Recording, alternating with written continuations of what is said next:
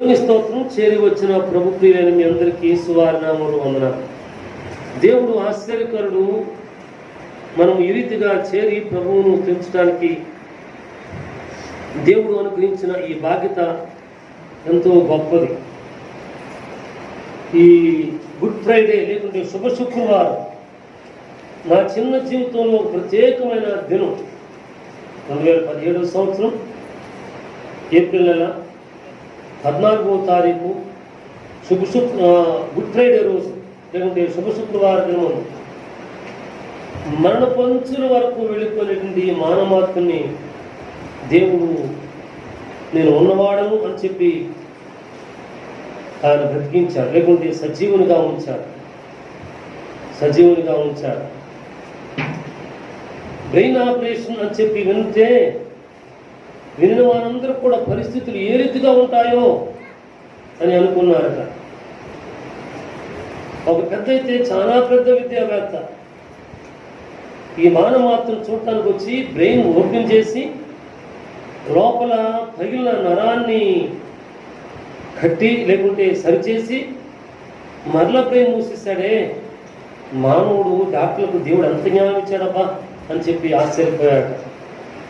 ప్రభునందుకులారా, ఈ మానవాత్ముడు ఆయన చనిపోయిన వారిని సైతం పేరు పెట్టి పిలవగలిగిన వాడు, లేకుంటే తన హస్తాన్ని చాచి పట్టుకొని లేవనెత్తి ఎక్కడ కూర్చోబెట్టుకోగలడట? కుడి ప్రక్కన కూర్చోబెట్టుకోగలడట. అంత గొప్ప దేవుడు. ఈ దేవుడు ఈ మనుషుల్ని సజీవునిగా ఉంచాడు. దేవుని స్తోత్రాలు. ఇదను ఇక్కడ నేను నిలబడ్డానంటే అది మహోన్నతుని కృప. సంఘం మీరు చేసిన ప్రార్థన ఒక్కొక్కరి గురించి నేను విన్నటువంటి సాక్ష్యాలు చెప్తూ పోతే ఈరోజు ఈ దేవుని వాక్యాలు చెప్పడానికి సమయం ఉండదు. ప్రభునందులారా, ఈ దేవుని కృప, దేవుని దయ మీరు ఈ పరిచారకుల పట్ల చూపించిన ఏమనొచ్చు, గొప్ప ప్రేమ అనొచ్చు. చాలా చాలా వందనాలు. ఈ ప్రేమ ఎప్పటికీ గొప్పదే. ఈ ప్రేమను దేవుడు తప్పకుండా తన దగ్గర దాచిపెడతాడు అని నేను విశ్వసిస్తూ ఉంటాను. దేవుని మాటలను మనం చదువుకుంటున్నాం. దేవుని యొక్క జీవగ్రంథముల నుండి మత్తయి సువార్త 26వ అధ్యాయం 1వ వచనం నుండి దేవుని వాక్యంలో కొన్ని మాటలను మనం చదువుకుంటున్నాం. అప్పుడు యేసు వారిని చూచి, ఈ రాత్రి మీరందరూ నా విషయమై అభ్యంతర పడతారు. ఏమంటే గొర్రెల కాపరిని కొట్టును, మందలోని గొర్రెలు చెదిరిపోవునని రాయబడి ఉన్నది కదా. నేను లేచిన తరువాత మీకంటే ముందుగా గలిలయకు వెళ్ళెదను అని దేవుని స్తోత్రం. ప్రభునందు ప్రియులారా, ఈ దేవుని వాక్య భాగంలో ప్రభువారు అప్పగించకపోవరము సెలవిచ్చిన వాక్యాలు 26వ అధ్యాయం మొదటి నుండి దేవుని వాక్యాలను కనుక మనం చదువుకున్నట్లయితే, ఇదిగోండి, బెతనియలో కుష్ఠరోగి అయినటువంటి సీమోని ఇంట ఉండినప్పుడు పుట్టినప్పటి నుండి బలహీనుడుగా ఉన్నటువంటి కుష్ఠరోగిని దేవుడు స్వస్థపరచగా, ఒక స్త్రీ మిక్కిలి విలువైనటువంటి అత్తరు బుడ్డిని తీసుకుని వచ్చి ఈయన పాదముల మీద పోసి తల మీద పోసి, ఒక గ్రంథంలోనేమో పాదములని, ఒక చోటేమో తల మీదని దేవుని వాక్యం ఉంది. పోసినట్లు దేవుని వాక్యం మనం చదువుతాం. శిష్యులు భక్తులు వేదన చెందరయ్యో, దీన్ని నమ్మి వేదులకి ఇవ్వచ్చు కదా అంటే ప్రభువారు అభ్యంతర పడవద్దని సెలవిచ్చారు. తదనంతరం ప్రభునందుకారు, ఇదిగోండి, యోధా ఇస్కరియోతు 12 మంది శిష్యుల్లో ఒకడైనటువంటి ఈయన ప్రధానుల దగ్గరకు, అధిపతుల యొద్దకు, యాజకుల దగ్గరకు వెళ్ళి అని అప్పగిస్తే నాకేమిస్తారు అని చెప్పి బేరము చేసుకున్నట్లు దేవుని వాక్యం మనం చదువుకుంటాం. భగవంతులారా, అయితే అనంతరము ఆయన పస్కా విందును ఎక్కడ మేము సిద్ధపరచాలి అంటే ప్రభువారు సెలవిచ్చినటువంటి సత్యవాక్యాలను మనం చదువుకుంటాం. అనంతరము కలవరపడేటువంటి పరిస్థితులను ఇక్కడ సెలవిస్తా ఉన్నారు. పేతురు భక్తుడు అన్నాడు కదా, నాయన ఇదిగో ఎవరైనా అభ్యంతరపడవచ్చు కాక, నేను మాత్రము అభ్యంతరపడను అని సెలవిస్తే ప్రభువారు అన్నారు, పేతురు ఇదిగో కోడి కూయికి పూర్వము ముమ్మారు నేను ఆ యేసు ఎవరో తెలియదని నువ్వు బ్రతుకుతావయ్యా, అబద్ధం ఆడతామంటే అంటాడు కదా. ఒకవేళ చనిపోవలసి వస్తే నీ కొరకు ప్రాణం పెడతానే కానీ నేను అబద్ధం ఆడమని చెప్పి సెలవిచ్చినట్టు దేవుని వాక్యం మనం చదువుకుంటాం. అవును ప్రభువులారా, ఈ లోకంలో చాలామందిని అనుకుంటూ ఉంటాం, నా బిడ్డకు నేను నా ప్రాణం ఇస్తాను అని చెప్పి, నా స్నేహితుడికి నేను ప్రాణం ఇస్తాను అని చెప్పి, నా తండ్రికి నా ప్రాణం ఇస్తాను అని చెప్పి, లేకుంటే నా ప్రియమిత్రులకు నేను ప్రాణం ఇచ్చేవాడు అని చెప్పి ఒట్టు పెట్టుకుంటూ ఉంటాం. కానీ కొన్ని చోట్ల సవాలుతో ఉన్నటువంటి మాటలు పలుకుతుంటూ ఉంటాం. నేను దేవుని పరిచారకును కదా, అనేక పర్యాయాలు అనేక చోట్ల సమాధి కార్యక్రమాలకు వెళ్ళాల్సి వస్తుంది. ఒక తండ్రి చనిపోయాడు. చనిపోతే సమాధి కార్యక్రమానికి నేను కూడా పాల్గొన్నాను. ముగింపు ప్రార్థన చేసే ముందు రక్కన పెట్టి అడుగుతుంటారు, ఎవరైనా చూసేవాళ్ళు ఆఖరిగా చూడాల్సి వస్తే చూడండి అని చెప్పి. ప్రభునందుకులారా, ఆ ఇంట్లో ఎంతమంది కుమార్తెలు నాకు తెలియదు కానీ అనవసరం, కానీ ఆ ఇంటి కూతురు చదువుకుంటున్నారు. పెద్ద చదువులు చదువుతున్నారు సుమా, పెద్ద చదువులు చదువుతున్నారు సుమా. ఈ కూతురు అందరూ చూస్తుండగా తండ్రి నిర్జీవ శరీరం దగ్గర కూర్చుని ముఖం పెట్టి, నాన్న మాలో ఎవరి భవిష్యత్తు చూడకుండానే అయితే నేను ఎవరిని వదిలిపెట్టను, ప్రత్యేకంగా మా అన్నయ్య నేను వదిలిపెట్టను అని ప్రమాణపూర్వకంగా భలే మాటలు ఉపయోగించింది లేదు ప్రభునందుకులారా. కానీ భలే మాట్లాడుతుంది, బాధంతా మర్చిపోయి అనుకున్నాను నేను. కానీ కాలక్రమంలో సమాధి వద్ద చేయబడిన ప్రమాణం గొప్ప వాక్యంతో ఆ బిడ్డ మర్చిపోయింది అని నేను విన్నాను. ఇంటి వారందరికీ ఏమంటారు, పెద్ద అనొచ్చు, లేకపోతే లీడర్ అనొచ్చు, కార్యక్రమ ఇంటిని ఏలుబడి చేసేసిందట.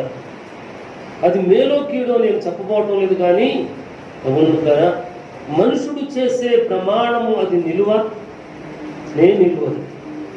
పేతురు కూడా ప్రమాణం చేశాడు. ఏమన్నాడంటే, నాయన నేను చనిపోవలసి వస్తే చనిపోతానే కానీ నేను నిన్ను తెలుసుకోవాలని తిరిగి అబద్ధమాడతానా? లేదు అని సెలవిచ్చాడు ప్రభువులారా. అయితే అది ఆ సంఘటన అయిపోయిన తర్వాత యేసయ్య పేతురును అలాగే జబదయి ఇద్దరు కుమారులను వెంట పెట్టుకుని గెత్సేమనే వామునకు వెళ్ళినట్లు దేవుని వాక్యం మనం చదువుకుంటాం. వీరు వెళ్ళి దుఃఖపడుటకు, ప్రార్థన చేయడానికి, చింతాక్రాంతులవడానికి ఈ ప్రభువారు ప్రారంభించారట. అయితే వీరితో చెప్పిన మాట ఏమంటే, నాతో కూడా మెళకువగా ఉండండి అని చెప్పారు. అయితే ప్రభువారు తండ్రి దగ్గర మనం చేసింది ఏమంటే, తండ్రి నీ చిత్తమైతే ఈ గిన్నెను నా యొద్ద నుండి తీసివేయమని చెప్పి మొరపెట్టారు. అది తండ్రి చిత్తము కాదు. మరలా శిష్యుల యొద్దకు వచ్చి వారు నిద్రించడం చూచి ప్రభువారు సెలవిచ్చిన మాట ఏమంటే, మీరు శోధనలో ప్రవేశింపకుండున్నట్లు మెళకువగా ఉండి ప్రార్థన చేయండి. మనం అంటే శోధనలో ప్రవేశింపకుండా ఉండేందుకు మెళకువగా అయింది ప్రార్థించవలసినటువంటి వారంగా ఉంటున్నామట. ఏదో సంవత్సరానికి ఒక పర్యాయం ఈ రీతిగా జ్ఞాపకం చేసుకున్నప్పుడు అవును మెళకువగా ఉండాలి అనుకునేది కాదు. ఇది జీవనయాత్ర అంతా కూడా మనం ప్రార్థించవలసిన వారు ఉంటాం, కనిపెట్టి ప్రార్థన చేయవలసిన వారు ఉంటాం, మెళకువ కలిగి ప్రార్థన చేయవలసిన వారంగా ఉంటున్నాం, మెళకువ కలిగి ప్రార్థన చేసుకోవాల్సిన వారు ఉంటాం. మీరుగా ప్రార్థన చేసేది నా పని కళ్ళు మూసుకుంటమే, మీరుగా మొరపెట్టేది నా పని వినటం వరకే కాదు. కళ్ళు మూసుకుంటూ వరకు మాత్రమే కాదు, వినటం వరకు మాత్రమే కాదు. జీవనయాత్రలో ప్రతి ఒక్కరూ నోరు తెరవలసిన అవసరం ఉంది, మనవి చేయవలసిన అవసరం ఉంది, ప్రార్థించవలసిన అవసరం ఉంది, అవసరతను బట్టి కన్నీరు కార్చాల్సిన అవసరం ఉంది. ఒక పర్యాయము, రెండవ పర్యాయము, మూడవ పర్యాయము ప్రభువారు వారి ఎద్దుకు వచ్చి సెలవిచ్చిందేమంటే నిద్రపోయే అవసరం తీర్చుకోండి, మనుష్య కుమారుడు అప్పగించు గడియ వచ్చింది అని సెలవిచ్చారు. అవును, మనుష్య కుమారుడు యేసువారు అప్పగింపబడే ముందు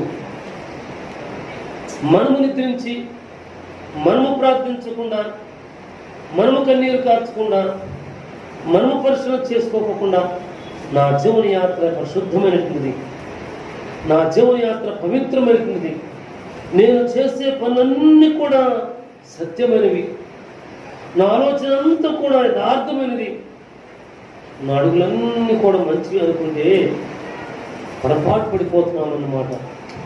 యేసు ప్రభువు శోధనలో ప్రవేశించిన మాట నిజమే, కానీ మనం శోధనలో ప్రవేశిస్తే అది భయంకరమైపోతుంది.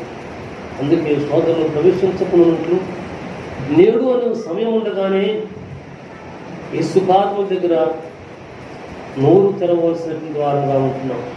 ప్రార్థించడానిక, స్తుతించడానిక, వందనాలు చెప్పడానిక, ప్రార్థించిన మరుక్షణమే ఆమేన్ అని చెప్పి అట్లగునుగాక నా జీవితానికి, అట్లగునుగాక నా ప్రియులకు, ఆ రీతిగా మేలు ఆశీర్వాదం దొరుకునుగాక నా ప్రియులైన వారికి అని చెప్పడానికి, ఏకీభవించడానికి ఆమేన్ చెప్పవలసిన వారంగా ఉంటున్నాం. ఆ రీతిగా చెప్పలేదు అంటే మన జీవన యాత్ర మన దేవుడితో కాక, మన దేవుడు మనకు ప్రసాదించిన విశ్వాసంతో కాక, మన దేవుడు మనకు నేర్పించిన ప్రార్థనతో కాక, మన దేవుడు మనకు ప్రసాదించిన జయ జీవితంతో కాక లోకముతో కలిసి ఉంటుంది. లోకము దాని ఇచ్చలతో ముడివేయబడి ఉంది. ఈ చిక్కుముడులు తీరటానికి యేసువారు ఒక్కరు మాత్రమే సమర్థుడు, కానీ నీకు నీవు, నాకు నేను ఎవరు కూడా ఈ చిక్కుముడులను లోకములోనికి ముడివేయబడిన స్థితిని విడుదల పొందలేము. దేవుని ప్రియులారా, ఈ ప్రియులతో ఇక మీరు నిద్రపోండి, అలసట తీర్చుకోండి. మనుషు కుమారుడు అప్పగించబడుతున్నాడు అని చెప్పాడు. అవును, అప్పగించబడినాడు. ఆ తదనంతర వాక్యం మనం చూసినట్లయితే ఆయన ఇంకా మాట్లాడుతుండగా 12 మంది శిష్యుల్లో ఒకరు యోధా వచ్చి తనతో పాటు వచ్చిన సైనికులకు యేసయ్యను అప్పగించినట్టు దేవుని వాక్యం మనం చూస్తాం. అయితే పేతురు తొందరపడిన వాడై తన కత్తి దూసి సైనికుని యొక్క ఒక చెవిని తెగ నరికాడట. అనుకుంటూ ఉంటాం, పెద్దలు, చిన్నలు, వృద్ధులు, లేకుంటే యవన తమ్ముళ్ళు, నేను నా జోలికి వస్తే ఊరుకోను అని చెప్పి అనుకుంటాం. నేనున్న మార్గము సజీవమైనది కాబట్టి ఒకరు నాకు చెప్పాల్సిన పని లేదు అనుకుంటూ ఉంటాం. సూచన, హెచ్చరిక వస్తే దానికి వ్యతిరేకంగా ఆలోచన చేస్తుంటూ ఉంటాం. అది మంచిది కానే కాదని దేవుని వాక్యం తెలియజేస్తుంది. ప్రభు పట్టబడాలా, పట్టబడిన తదనంతరము ఆయన మన కొరకు మరణించాలి. ప్రభు వారు సెలవిచ్చిన మంచి వాక్యాలన్నీ కూడా ఈ పేతురు మరిచిన వాడై దుందుడుకు పేతురు అని ఒక పేరు ఉంది. చెవిని తెగ నరికాడట.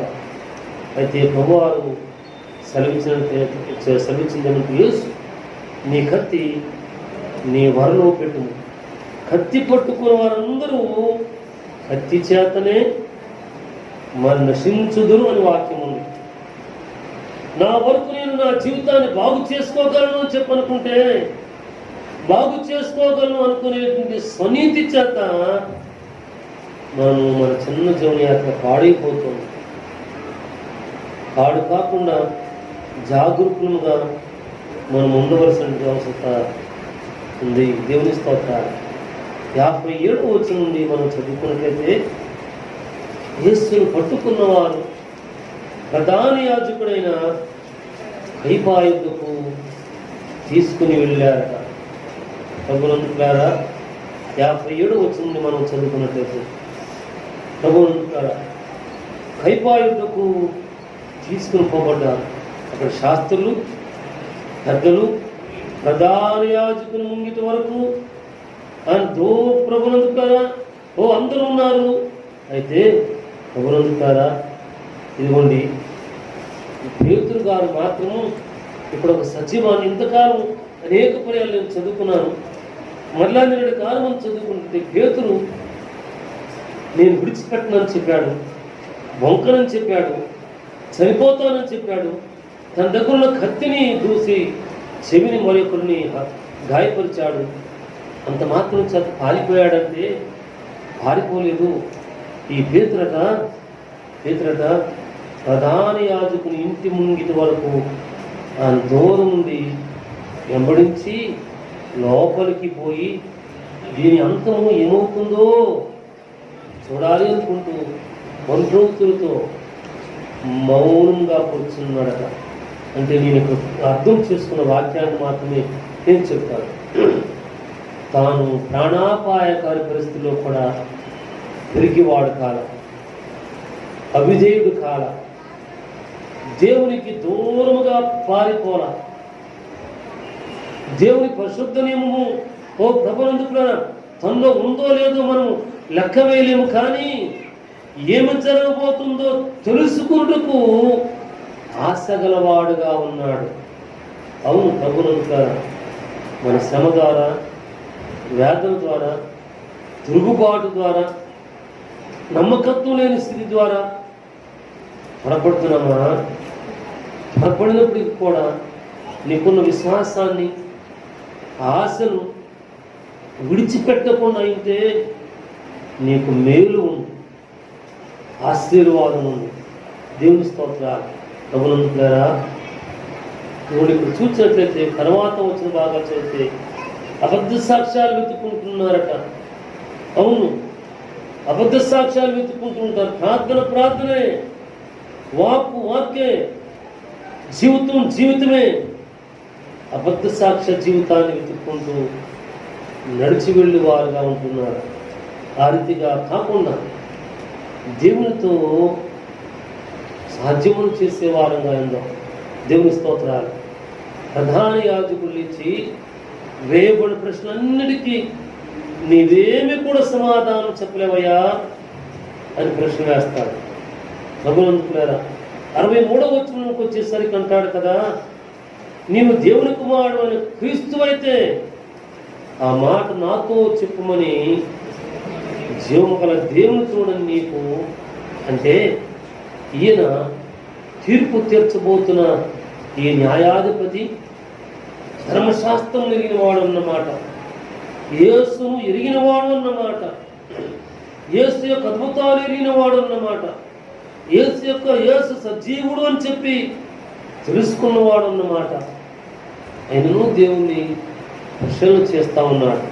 అంటున్నాడు కదా, దేవుని జీవం గల దేవుని తోడని ఆనబెట్టుచున్నాను అని చెప్పాడు. ప్రభువారు సెలవించిన మాట అంటే అందుకు యేసు, నీవు అన్నట్టే, నీవు పలికిన మాట నిజం, నీవు అన్నట్టే. ప్రభునందులారా, దేవుని సన్నిధిలో ఆయన సజీవుడే. ఈ సజీవుని వెంబడించే వారు ఉన్నాం. ఆయన రక్షకుడే. ఈ రక్షకుని వెంబడించే వారంగా ఉన్నాం. దేవుని స్తోత్రాలు. అనంతరము 69వ వచనం నుండి 75వ వచనంలోనికి వచ్చినప్పుడు ప్రభునందుకున్నారా, 69వ వచనంలో, 71వ వచనంలో, 73వ వచనంలో ప్రియులు చిన్న బిడ్డలు పెద్దవారు పేతురును చూసి, అవును నువ్వు దేవునితో ఉన్నవాడు కదూ, ఆయనతో నేను చూచాను అంటే, ప్రభునందుకులారా, పేతురు ఆ మనిషిని నేను ఎరగను అని చెప్పి శపించుకోటకు ప్రారంభించాడు. శాపం ఎందుకు తెచ్చుకుంటావు దేవుని స్థితిలో నమ్మకంగా ఉండకుండా? పాపం ఎందుకు మూట కట్టుకుంటావు నీ జీవన యాత్ర యథార్థంగా లేకోకుండా? కీడుని ఎందుకు మూట కట్టుకుంటావు నీ జీవన యాత్రలో?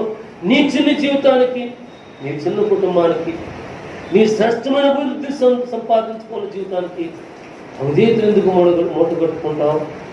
ఓ శాపమును, వ్యతిరేకతను, అవిధేయతను, కీడును ఈ మూట కట్టుకోవద్దు. దేవుని అర్థవంతులుగా యథార్థవంతులుగా మాత్రమే దేవుడు నిన్ను గుర్తించి దీవించేవాడుగా ఉంటున్నాడు. ఇక 3వ పర్యాయము బొంకిన తడవే కోడి కూసిందట. దేవువాక్యం మనం చూస్తాం. ఇవ్వండి, దేవువాక్యం మనం చూస్తాం కదా. 75వ వచనం, గనుక కోడి కుయ్యకు మరుపు నన్ను నెరుగునని మారు చెప్పినని యేసుతో అన్న మాట పేతురు జ్ఞాపకములకు తెచ్చుకుని వెలుపలికి వెళ్ళి సంతాపపడి వెంటనే పశ్చాత్తాపడినాడు.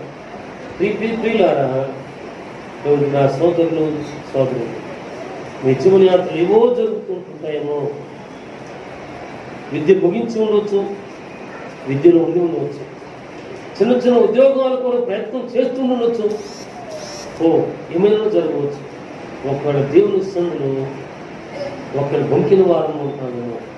ఇక్కడ సమయము లేకోకుండానే, తడవ చేయకోకుండానే వెనువెంటనే పేతురు భక్తుడు పశ్చాత్తాపడినట్లు దేవుని వాక్యం మనం చదువుతాం. అవును, దైవ చిత్తానుసారమంతకు రక్షణార్థమైనటువంటి మారు మనసును కలిగిస్తుంది. పేతురుకు ఈ పశ్చాత్తాపం రక్షణ బాధ్యతను ఇచ్చి పెట్టింది, కనికర బాధ్యతను ఇచ్చి పెట్టింది. కృపలో మరలా సజీవునిగా చేయడానికి తాను అవకాశం కల్పించింది. దేవుని స్తోత్రం. ఈ ప్రధాన యాజకం దగ్గర నుండి ప్రభునందులారా 27వ అధ్యాయంలోకి వచ్చినప్పుడు పొంతు పిలాతులకు అప్పగించబడినట్లుగా దేవుని వాక్యం మనం చదువుకుంటూ ఉంటాం. ప్రభునందులారా 3 నుండి 5 వచనాలు మనం చదువుకున్నట్లయితే ఈ అప్పగించిన యోధా ఇస్కరియోతు తాను చేసిన పని ఏమిటో అర్థం చేసుకుని ప్రభునందులారా ఆయన శిక్ష విధింపబడుతుంటే చూచి పశ్చాత్తాపడి 30 వెండి నాణెములు ప్రధాన యాజకుల ఎదురుకు పెద్దల ఎదురు తీసుకుని పోయి, నేను నిరపరాధ రత్నములకు పాపము చేశానయ్యా, అప్పగించానయ్యా, మీ ధనము నాకొద్దు, మీ దీనారాలు నాకొద్దు, మీ నాణ్యాలు నాకొద్దు అని చెప్పి బ్రతిమలాడితే, మేమేదో ఇచ్చేదేమో ఇచ్చివేస్తాం, అవి మాకు అవసరం లేదని చెప్పగా ఆ వెండి నాణెమును దేవాలయంలో పడవేసి వెళ్ళి వరి పెట్టుకుని చనిపోయినాడని దేవుని వాక్యం మనం చదువుకుంటాం. అవును, దేవుని ప్రియులారా, మన చిన్న జీవన యాత్రలో నిశ్చయముగా నీవు నీ చేతుల కష్టార్జితం అనిపిస్తావని వాక్యం ఉంది. మన కష్టార్జితం అనిపించడానికి రెక్కల కష్టార్జితం మాత్రమే మనకు మిగులుతుంది. నిరపరాధంగా సంపాదించుకుని ఆశపడుతున్నామా? నిరపరాధముగా 4 చేతులు 5 చేతులు ఉంటే సంపాదించుకుని ఆశపడుతున్నామా? ఈ లోకంలో ఉన్నంత వరకు అవి బాగానే ఉంటాయి. ఆ ధనము, ఐశ్వర్యము, వెండి, బంగారము, వెలగల ఈవులు బాగానే ఉంటాయి. కానీ ఈ జీవితము విడిచిపెట్టాల్సిన సమయం అవుతుంది. ఆ దినముందు ఇవన్నీ కూడా మన మీద లెక్కను దేవునికి ఇవ్వబోతున్నాడు. అయితే ఇక్కడ నేను ఈ వాక్యాలు చదువుకుంటూ నిరపరాధులుగా పరిశుద్ధులుగా జీవించేటువంటి మనము మన జీవన యాత్రను మాత్రమే మనం చూస్తూ మన ప్రభువును ఘనపరచడానికి, సమాధానంగా జీవించడానికి ఎవరిని చూడాలంటే మనకంటే చిన్నవారిని చూస్తే ఆశీర్వాదం జరుగుతుంది, మేలు జరుగుతుంది, జీవితం ఏమిటో అర్థమవుతుంది. మనకంటే పెద్దవారిని చూస్తే అమ్మో వాడికి అది ఉంది, వీరికి ఇది ఉంది, వాడంత పెద్దవాడు, వాడంత ధనం ఉన్నవారు, వీరు ఎంత ధనం ఉన్నవారు అని చెప్పి ఈ తలంపు మనను మరి ఒక మార్గానికి తీసుకెళ్తుంది. ఈ మధ్యనే నాతో ఒక దేవుని ప్రియబిడ్డ మాట్లాడటం జరిగింది. అన్నా, నేను ఎక్కడి నుండి వచ్చానో నాకు బాగా తెలుసు, ఏ స్థితిలో నుండి ఇక్కడకు ఈ రీతిగా ఉన్నానో తెలుసు. ఈ వాక్కును నేను చదువుకున్నప్పుడు పశ్చాత్తాపడినాడట, ఆలోచన చేసుకున్నాడట. అవును, మన జీవనయాత్రలో ఒక పని చేసుకుంటున్నప్పుడు నా స్థానం ఏమిటో, నేనేమిటో ముందు ఎవరు అడగటం నా, కానీ నీ జీవనయాత్రను ఒక్కసారి పరిశీలన చేసుకుంటే, నీ గత జీవితాన్ని ఆలోచన చేసుకుంటే అది నిన్ను గొప్ప స్థితికి తీసుకెళ్తుంది. నీకంటే గన్నుగా ఉన్న వారి జీవితాన్ని చూసుకుంటే అది నిన్ను అధోపాతాళానికి తీసుకుని వెళ్ళిపోతుంది. ప్రభునందుకారా, రాత్రి మొన్నటి రాత్రి అనుకుంటాను 11 గంటల వేళ భోజనం చేస్తూ వార్తలు వినటానికో ఏదో చూడటానికి పెడితే టీవీలో చూస్తున్న 2 భార్యాభర్తలకు తగాదా వచ్చింది. అక్కడ న్యాయ తీర్పు తీర్చేటువంటి వారు లేకుంటే ఎన్లైజ్ చేస్తున్న వారు చెప్పిన మాట ఏమంటే, ఈ అమ్మ తనకంటే చిన్నవారిని, తన భర్త స్థానాన్ని, తన స్థానాన్ని చూడాలి. తనకంటే పెద్దవారిని చూసింది కాబట్టి నా భర్త ఈ రీతిగా లేదు, నా బిడ్డలు ఈ రీతిగా లేదు, నేను ఈ రీతిగా లేను అని చెప్పి తన జీవనయాత్రను పక్కద్రోవ పాడైపోయి స్థితిలోకి తీసుకువెళ్ళేది. ఈయన నా భార్య స్థానం ఇది, నేను నా ఇంటి స్థితి అని ఆలోచన చేయాల. ప్రతిగా ఇరువురికి జీవనయాత్ర ఏంటో ఆలోచన లేకుండా జీవనయాత్ర పాడైపోయింది. నువ్వు యోధా ఇస్కరియోతు అదే పని చేశాడు. తాను తండ్రి కావాలనుకున్నాడు, గొప్పవాడు కావాలనుకున్నాడు. యేసుక్రీస్తు కంటే యేసుక్రీస్తుతో పాటు తనను తాను సమానంగా ఎంచుకున్నాడు. ఆ కళ నెరవేరకపోయింది. ఓ ధనమును ఆశపడి, తనది కాని ధనమును ఆశపడి ఏసైనా అప్పగించాడు. తన జీవనయాత్రకు మనశ్శాంతిని పోగొట్టుకున్నాడు, మరణానికి గురైపోయాడు. అయితే నీవు నేను మన కుటుంబం మరణానికి గురి కావాలని చెప్పబోవటం లేదు, కానీ మన స్థితిగతులను ఆలోచన చేసుకుని దేవుని కృపలో వర్ధిల్లే వారంగా ఉన్నాం. మా నాన్నగారు చెప్పిన మాట ఒకటి ఈ వాక్కులు చదువుతున్నప్పుడు జ్ఞాపకం వచ్చింది. ఒకసారి ఏదో పనిచేస్తుంటే మా నాన్నగారు తండ్రి మిక్కిలి ఆస్తిపరుడు అట. నేను చూడలేదు ఆస్తిని. చిన్ని మాట కొరకు ఇంట్లోంచి వెళ్ళగొట్టేశాడట. పశ్చిమ గోదావరి జిల్లాను లేకపోతే తూర్పు గోదావరి జిల్లాను వెళ్ళి పని చేసుకుని జీవించాడట. ఒక ఇంట్లో ఉండి తాపి పనివాడుగా పనిచేశాడట. అప్పటికే తాపి పని కొంతవచ్చు. పని చేస్తుంటే ఈయన పనివాడు ప్రభునందుకులారా, ఆయన అనుకున్నాడట, బాబు మా నాన్నగారు చెప్పిన మాటలే చెబుతున్నాను, అభ్యంతరపడబోతుంది. అయ్యా, నువ్వు ఎవరబ్బాయో తెలీదు, నీ పని నైపుణ్యత అన్నీ బాగున్నాయి, ఇంతకాలం ఉన్నావు, నీవెవరో చెప్పలేదు, అనవసరం నాకు. నీకు అభ్యంతరం లేకపోతే నా కూతుర్నిచ్చి నేను పెళ్లి చేస్తా, నా ఇంట్లో ఉండొచ్చు, లేకపోతే బయట ఉండొచ్చు. ఇంకప్పుడు చెప్పారు, ఎంతకాలం ఉందో తెలియదు. అయ్యా, నేను ఫలానా, మా తండ్రి ఫలానా, నాకింత ఆస్తి ఉంది, మా తండ్రితో మాట తేడా వచ్చి ఇంట్లోంచి బయటకు వచ్చా, అంతేగాని జీవనయాత్ర సరిలేక కాదు. ఈరోజు ఈ వాక్యంలో నేను చాలా మంది వాక్యాలు చదువుకుంటుంది. యోధా ఇస్కరియోతు తన స్థితిని, తన స్థానాన్ని, తన ప్రారంభ స్థానాన్ని ఆలోచించేలా ఘనస్థానాన్ని ఆలోచించేశాడు.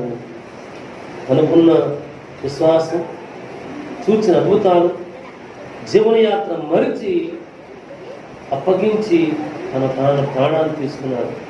ప్రియులారా, నీ స్థానాన్ని ఒక్కసారి వెనుతిరిగి ఆలోచన చేయి. విద్యలో ఉన్నావా, పరిపాటిలో ఉన్నావా, జ్ఞానాభివృద్ధిలో ఉన్నావా, దేవుని కృపలో వర్ధిల్లడానికి దేవుని చూస్తున్నావా? నీ స్థానాన్ని ఆలోచన చేయి. ఆ స్థానం ఆలోచన చేసినప్పుడు శ్రేష్టమైన భవిష్యత్తు నీకు కనబడుతుంది. ప్రభు సహాయం అడుగు. ఆ శ్రేష్టమైన భవిష్యత్తులో నిన్ను నడిపించేవాడుగా ఉంటున్నాడు, కానీ విడిచిపెట్టేవాడు కాదు. నీ జీవన యాత్ర ఇంతటితో ఎక్కడితో ఆగిపోవద్దు. ఆగిపోవాలనేటువంటి దేవుని చిత్తం కానే కాదు. నీ ప్రియులు సంఘం యొక్క నీకో కన్నీరు కార్చే సంఘం యొక్క ఆలోచన కానే కాదు. యవన స్థితిలో ఉంటుంది ఆమె పనిపాట్లు చేస్తున్నటువంటి మీరు కృప వెంబడి కృప పొందాలి అనేటువంటి దేవుని చిత్తం. అందుకు దేవుని సంఘం యొక్క ప్రార్థన, ఈ ప్రార్థన నీ నిశ్చయిత దేవుడు అంగీకరించి దీవించేటువంటి వాడుగా ఉన్నావు. దేవుని స్తోత్రాలు. ఇదే అధ్యాయంలో 15వ వచనంలో మనం చదువుకున్నట్లయితే 15వ వచనం నుండి 21వ వచనం వరకు మనం చదువుకున్నట్లయితే ప్రభునందుకులారా 21వ వచనం వరకు మనం చదువుకున్నట్లయితే దేవుని వాక్యం మనం చూస్తాం కదా. ఇదిగోండి, పిలాతు ఒక ప్రశ్న వేస్తాడు. ఈ పస్కా పండుగ దిన ముందు ఒకరిని విడుదల చేయటం వాడుతూ ఉంది కాబట్టి ఈ మహోన్నతులలో ఏ దోషము నాకు కనబడలేదు అని చెప్పి నేను అడిగితే మీరు కేకలు వేస్తారు. కాదు, అవసరమైతే మాకు బరబ్బాని విడుదల చేయండి అని కేకలు వేస్తారు. అవును, వీరు ఎవరు సహవాసాన్ని కోరుకుంటున్నారు? బరబ్బా బందిపోటు సహవాసాన్ని, దొంగ సహవాసాన్ని, మానవుల జీవితాన్ని పాడు చేసేవారి సహవాసాన్ని, మానవుల కుటుంబాలను అంతరంగాలను చంద్రవందర చేసేటువంటి సహవాసాన్ని కోరుకుంటున్నారు. తీరారా మన సహవాసం ఏదో మనం ఏమి కోరుకుంటున్నామో ఒక్కసారి ఆలోచించాం. మన స్థితి కంటే లోక స్థితిని కోరుకుంటున్నామా? అవిధేత స్థితిని కోరుకుంటున్నామా? దేవుని విడిచిపెట్టే స్థితిలోనికి కోరుకుంటున్నామా? ఆలోచన చేసుకుందాం. మనం మన దేవుని సహవాసాన్ని మాత్రమే కోరుకునే వాడు ఉన్నాం. మన దేవుడు మనల్ని విడిచివాడు కాక దీవించేవాడుగా ఉన్నాడు. ఈ పిలాతు ఈ మహోన్నతుల్ని విడిపించడానికి తాను చేయవలసిన ప్రయత్నాలన్నీ కూడా చేసిన మాట నిజము. అయితే తన జీవిత భాగస్వామి వర్తమానం పంపించింది. నాయన, గడిచిన రాత్రి నేను ఒక కలను కన్నాను. ఆ నీతిమంతుని జోలికి నీవు పోవద్దు అని చెప్పింది. అయితే ప్రభునందులారా, అయితే 24 నుండి దేవుని వాక్యాలు చదువుకుంటూ వెళితే ఈ యొక్క పిలాతు ఈ అధిపతి నీటిని తెప్పించి జనసమూహం అందరి ఎదుట తన చేతులు కడుక్కొని ఈ నీతిమంతుని రక్తమును గురించి నేను నిరపరాధిని, మీరే చూసుకోండి అని చెప్పి విడిచిపెట్టేశారట. ప్రభునందులారా, చేతులు కడుక్కున్నంత మాత్రాన దోషం పోతుందా? ఒక దైవభక్తులు చెప్పగా నేను విన్నా. ఒకరు ప్రశ్నించారయ్యా, పిలాతు నేను నిర్దోషిని అని చెప్పి చేతులు కడుక్కున్నాడు కదా, అప్పగించి వేశాడు కదా, పిలాతు స్థితి ఏమిటి అని అడిగితే ఒక పెద్ద దైవభక్తులు చెప్పాడు, తాను ఎరిగి ఉండి దేవుని విడిచిపెట్టాడు. దేవునికి క్షమాపణ అడగలేదు.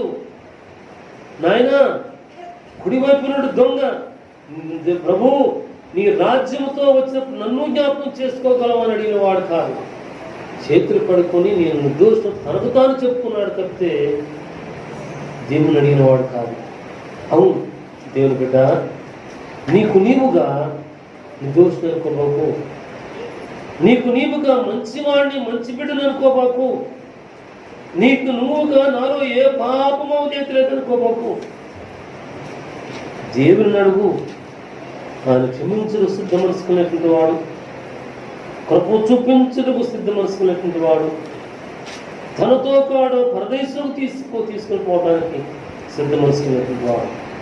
ఈ లోకంలో ఏమైనా ఉండొచ్చు కాక నిత్య జీవము లేకపోతే అది నిష్ప్రయోజనమైనటువంటిది.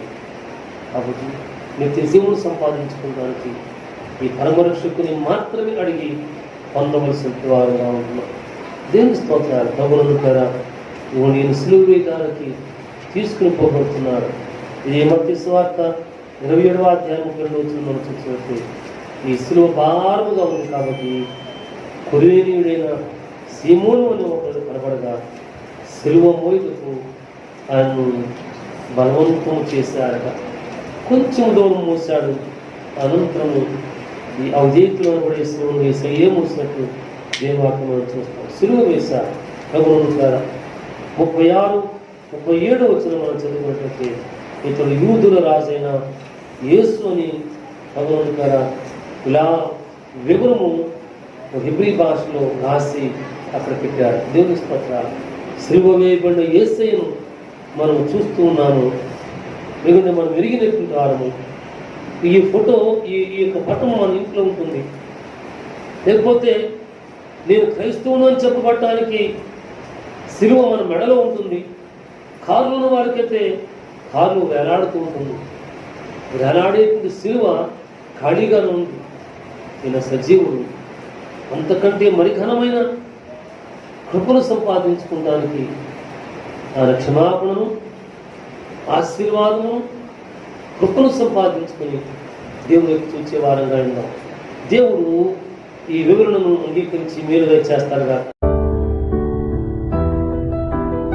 మహోన్నతమైన మా తండ్రి, పరిశుద్ధాత్మ దేవుడా, నీ పరిశుద్ధ నామం కొరకు నీ స్తోత్రాలు. ఈ దినమందు నీ ప్రియసన్నిధిలో మేము చేరి నీ వాక్కును మత్తయి సువార్త 26, 27 అధ్యాయాలను ధ్యానం చేసుకుని నిర్వహించిన భాగ్య గొప్ప. ఇక్కడ మేము మాటలు దీన్ని వాక్కులు మేము చదువుకోబోతున్నాం. మాతో ఇందు మమ్మల్ని బలపరచమని యేసు నామములో ప్రార్థిస్తున్నాం మా తండ్రి. ఆమేన్.